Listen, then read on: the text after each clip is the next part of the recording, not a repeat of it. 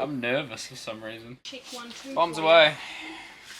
What were your initial expectations for buying a one-way ticket to the other side of the world with your brother? Expectations. I guess I didn't really know what I was getting myself into at all. 2 hours away from Portugal. 50 hours of travel. Just kind of knew that I wanted to go travelling, but I kind of didn't want to do it alone, so I think I definitely was sweet talking Whittemore into coming with me. Kind of just being like, come on man, just fucking come travel the world. And that worked, so once he decided that he was probably going to take a break from uni, I was kind of at a point in life where I wasn't liking what I was studying. Really surfing as much as I wanted to be, and kind of stuck having the same conversations with the same people. It kind of felt like talking about the same things, and I wanted something new and different and exciting, and Eli was kind of ultimate big brother to me pretty much. Once we got to Portugal, we met heaps of cool people, and the opportunity presented itself to buy a Mercedes-Benz 1987 van, which we ended up doing, which was the best decision of our trip for sure. Yeah, after watching heaps of clips of waves in Africa while I was at uni, it was kind of a no-brainer to send the van down to Africa. We had no idea how we were going to do it or anything, not even a clue about visas or where we had to be or anything, but we just bought the van, and that was the best first step that we could have done, because it kind of just really just pushed us in the right direction. And yeah, the van was a bit of a dunger. We just went to leave and our gear stick kind of fucked out again. It was pretty old, but quirky, and you learn to love those little small things about those vehicles. Yeah, I didn't really have any expectations, but I was ready for the next chapter and ready for something new. That's for sure.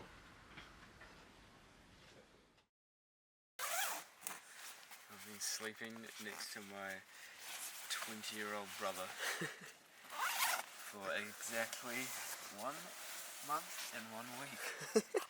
How do you feel? I love it.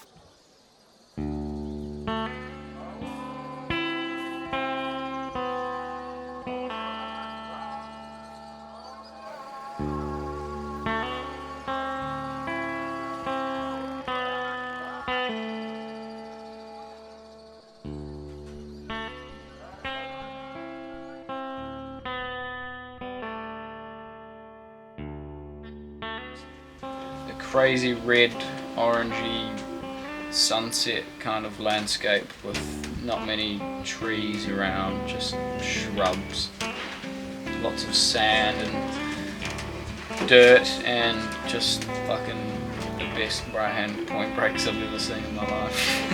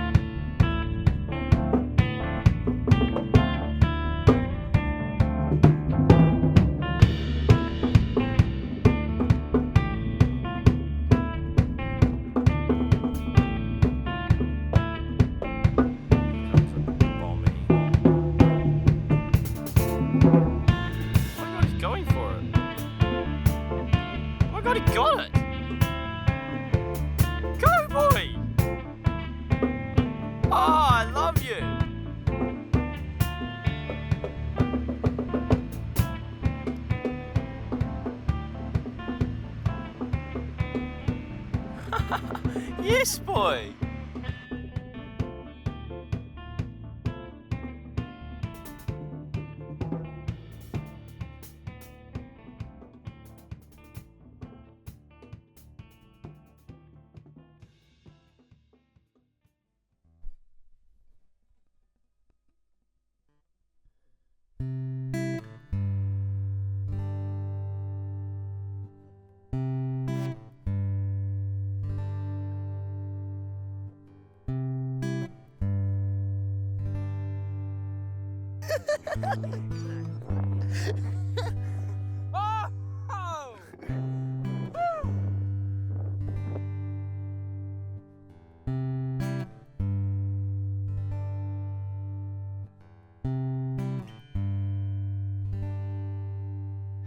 Morocco.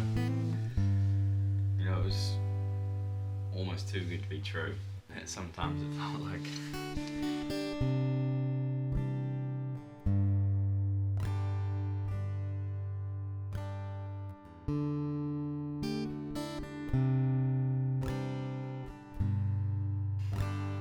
Just the people that we met while we were there.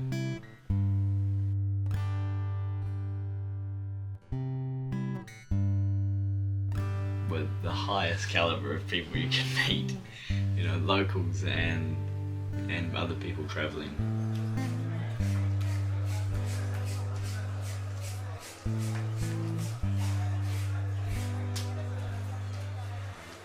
He's eating all mosquitoes, guys. And one of the coolest people that we met overseas was Alex, for sure. This unique character, professional rollerblader slash professional street artist, French-Irish, Don.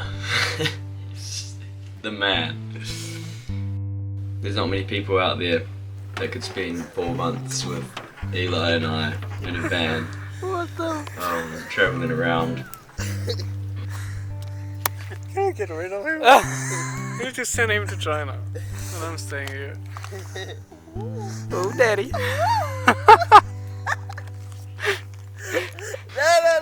But he did it. He did it so well. We would have been screwed without him, pretty much. Speaking the second language, which we really needed when the van went to the mechanics or something, you know. Alex could speak the second language, which is French, and so he could tell the mechanics what was wrong, you know. Me and Eli were neither mechanics nor fluent in Arabic or French, so we would have been screwed. Gear stick gone floppy again. Floppy gear stick. Bro, we got erectile dysfunction in the gear stick, yeah? So yeah, do not have enough good things to say about Alex. This local bro that we met called Nordine, he hangs out at one of the surf breaks down there, and he's just a legend. He came up and would bring us like fish and teach us how to, you know, like make our own calamari, like how to shuck a squid, octopuses, crabs and stuff like that. We even had a stingray. I don't even know if I'm allowed to say that, but we ate stingray. It was a weird texture. We met a boy named Muhammad out in the surf. We used Google Translate, and you know, we still got on. He would dance in front of us and stuff, and we would dance together, and he had awesome, crazy, cool hair. And he invited us back to his house for lunch one day. His mum had made us an awesome couscous that we ate, and it was beautiful. Drunk lots of mint tea that they have over there. He showed us around his whole village and how they get their water and where they get their veggies from.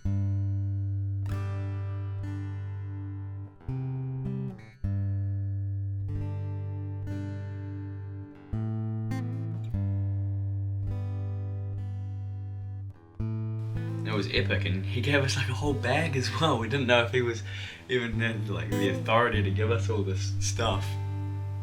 But again, just so generous. It's just a legend. Didn't feel like they had that much, but they were so willing to give to others. And I think it's a really cool way to live, just to try and be super generous.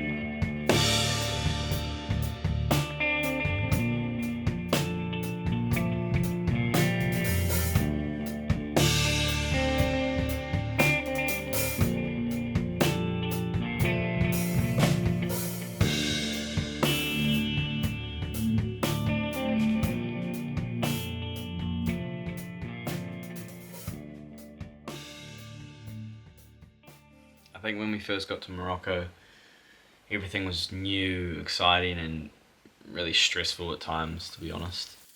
But as the days turned into weeks and eventually months, we started to really get used to our cool little life in Morocco.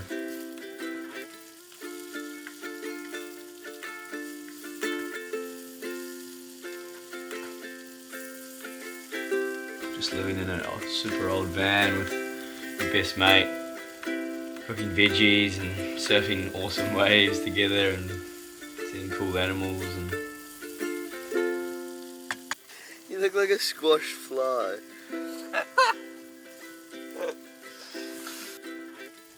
yeah, it was really eye-opening for me, and a good lesson to learn that you don't actually need that much to be super stoked on life and super happy. Just some good company, some good waves, and some good food. So I was very grateful that Morocco taught me lessons like that.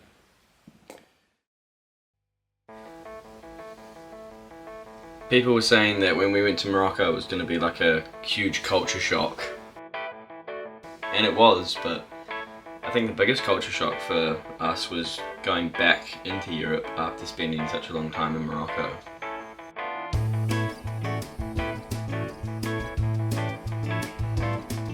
It's like, wow, everything's so fast-paced and busy. Waking up to those noisy neighbors and listening to all their Latino flavors. You know, we checked out some awesome cities, but Eli in a city anywhere doesn't really mix that well. He's good for about the first like few hours, and then he dramatically drops. But he's hilarious to be with in those times.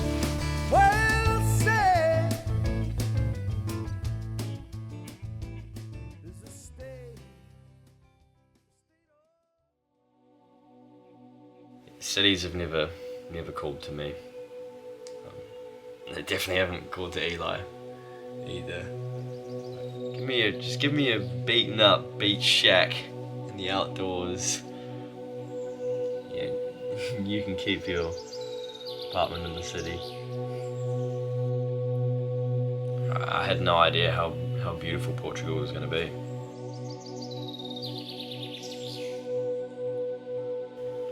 It's got little tropical islands off the coast of it. Its coastline on the mainland is just so rugged and beautiful in such a harsh way, but just so stunning. Yeah, we didn't get any super tubos tubes or anything like that, but we just got so many fun waves.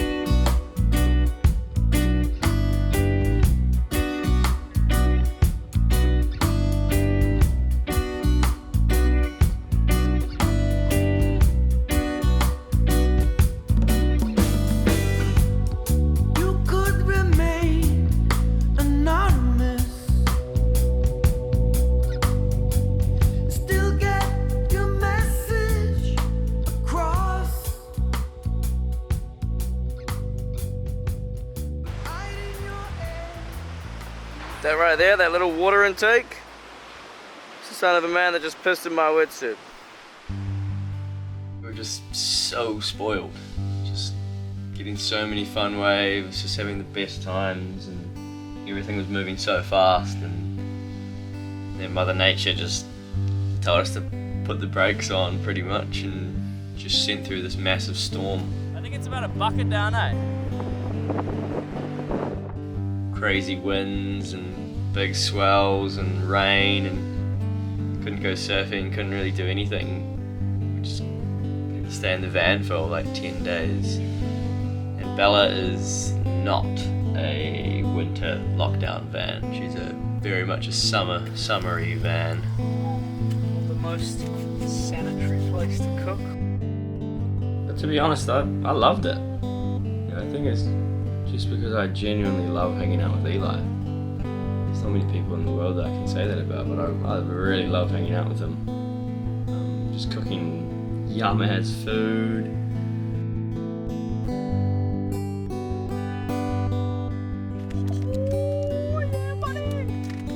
It was mean. It was still going on adventures. We went to Nazaré. Probably butchered that pronunciation if any Portuguese people are watching. But that was amazing just to see the raw power and energy that moves around there. Yeah, there were times where it felt like we were like, yeah, okay, we're a bit too close to each other. I'm going for a walk and I'm going to walk this way and you walk that way. But once we put our shoes on, we'd always walk the same way and just yarn. Just, he's the man. Pretty much once that storm finished, our time in Portugal had come to an end as well. So Alex flew back and he picked up the van and we said goodbye to Bella and packed up our things and got ready to fly to Indonesia.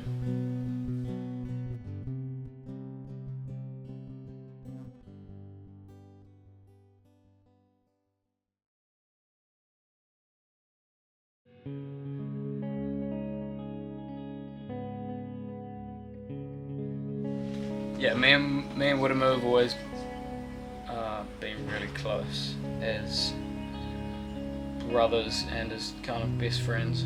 I'm pretty sure anyone that's hung out with me and Woody over the course of our life has kind of felt that kind of bond between best friend and brothers. And I think we're a very good balance for each other, because sometimes I can stress out about things quite easily, and Woods is very much the opposite, and nothing really phases him at all. Yeah, but it goes both ways, because sometimes you need to be slightly organised to make things happen, and I think if I wasn't there, then Woods probably would have been lost somewhere in the desert right now. Woods, do you even know where we're going? I'm just here.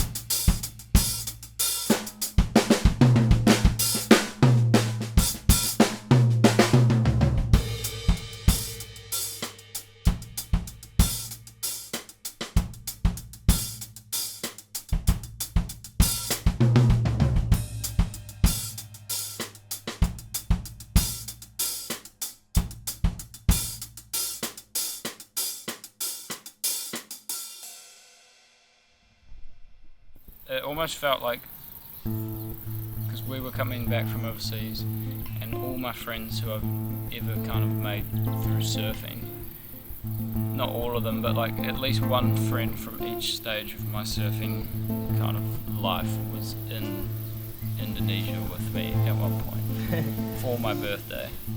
Like I had Max, who I started surfing with, then I had Jake, who I met at high school and surfed with, then Eric, who I met at university and surfed with, and then Lockie, who I met after university.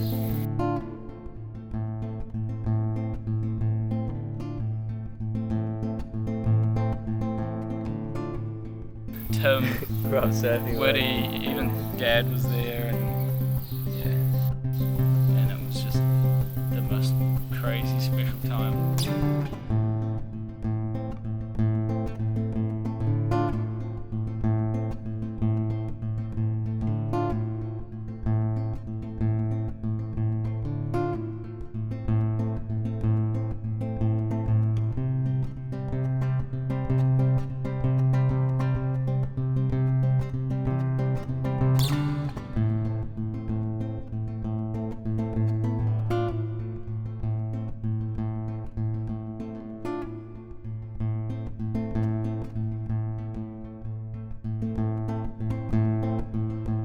About halfway through our trip in Morocco, we found out that our older sister Kaya was hapu and was going to be having her first baby, which is the first baby of the next generation in our family. So once we found that out, we kind of planned and moulded the rest of our trip, like through Portugal and Indonesia, all so that we could be back in time for the birth. And that was definitely the best thing we could have done. Seeing Kaya when she was so hapu and just beautiful, and then one of the next days, you know, and she gave birth to a beautiful, healthy, smiley boy named Bo, and everybody is just so in love with him.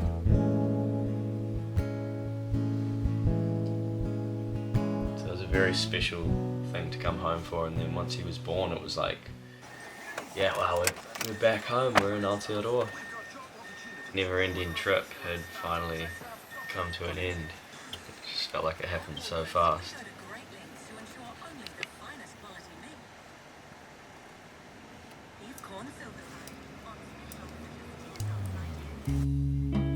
Travelling just gave me a better appreciation for the whenua, or the land, that I'm lucky enough to call home.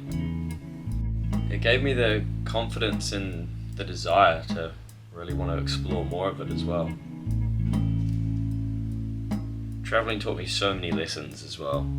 Big, small, lessons about myself, lessons about other people, and how to use these lessons in, you know, whether it's social setting or lessons that you learn and apply out in the water or behind the camera. Ultimately, trying to make you a better person. You know, that's the ultimate goal. Learning all these things to try and better yourself and hopefully, you know, help better people around you as well. That's what it's all about, I think.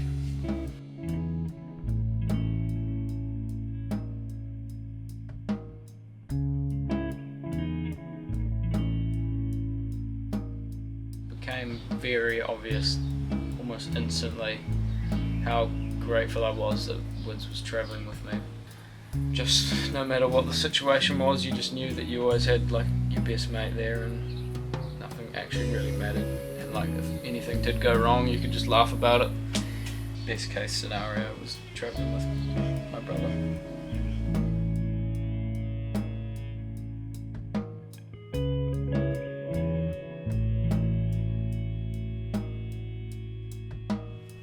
There's something very special about that, I think, coming back from overseas and having a newfound appreciation for the land that you live in, you know, especially meeting our nephew. It's so special. This film's for Bo, you know, and if someday to have kids of my own, and Eli, we can show them this film and say this is what me and Uncle Eli got up to when we were back when we were young.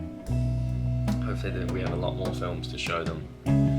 And hopefully these films just show them that, you know, they can be whoever they want to be and they can go wherever they want to go. And they'll have the full support and love of this awesome family behind them. Because that's what Eli and I had. We went there and back again.